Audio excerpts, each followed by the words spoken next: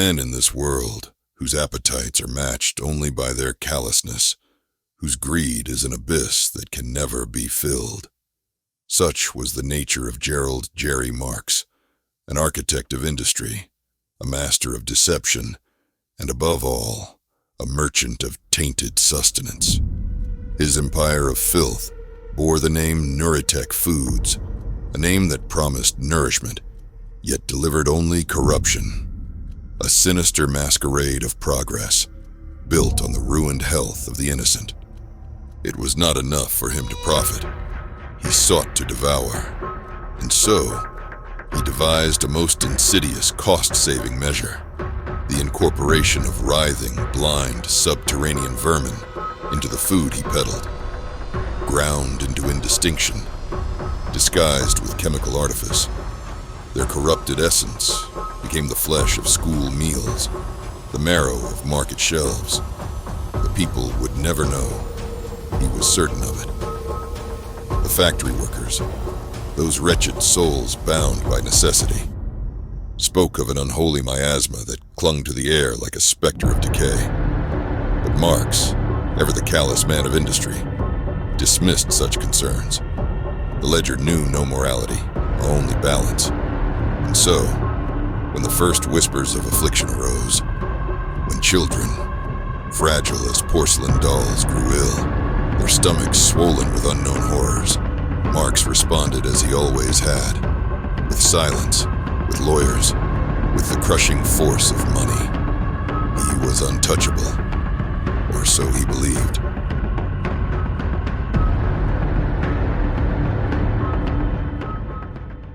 In the great and hallowed silence of the witching hour, when all men of decency rest beneath the weight of their dreams, Jerry Marks awoke to an itch. It was a trifling thing at first, a faint stirring upon the flesh of his scalp. No doubt the lingering touch of some forgotten nightmare. But as his fingers sought to quell the irritation, he recoiled in sudden revulsion. Something moved beneath his skin. He bolted upright, the air thick with the acrid scent of rotting grain and damp earth. His breath caught in his throat as he heard it, that faint, rustling chitter, like the scurrying of countless insectile limbs. The sound was above him. His gaze lifted to the ceiling, and his mind, trained in deception, fortified by greed, could not comprehend what his eyes beheld. The plaster bulged, pulsated, a grotesque tumor swelling from the rafters. Then, with a sound like the rending of old flesh, it ruptured. A tide of black, wriggling bodies poured forth, cascading in an unspeakable deluge, their glistening forms writhing, undulating, a monstrous, insatiable hunger made manifest. The worms, those very creatures he had woven into the fabric of his deceit, now rained upon him in an unholy baptism of judgment. His screams, muffled by the ceaseless tide of blind, gnawing mouths, echoed through the hollow corridors of his mansion. He flailed, convulsing beneath the weight of his tormentors, as they forced themselves into every crevice. Ears, nostrils, mouth, eyes. They knew him.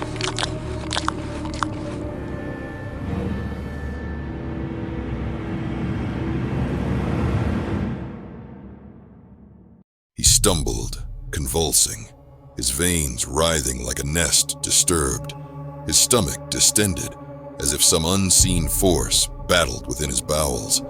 His own flesh, once plump and sallow, now twitched and buckled, as if something within sought to break free.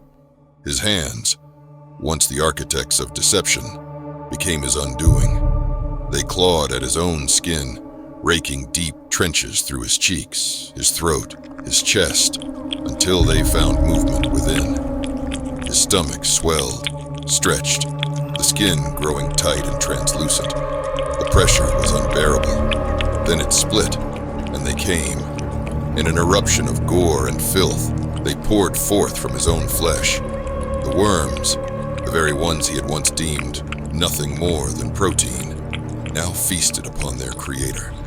He fell to the ground, his form shriveling, hollowing, deflating like some grotesque husk abandoned by its host. His eyes, now glassy and vacant, beheld the mirror across the room, and in that wretched reflection, he saw not himself. Something else stared back, a great, churning mass of eyeless hunger, countless forms entangled, knowing, insatiable. And within its unholy depths, he heard his own voice, still rasping, still muttering the words of a fool who thought himself above consequence.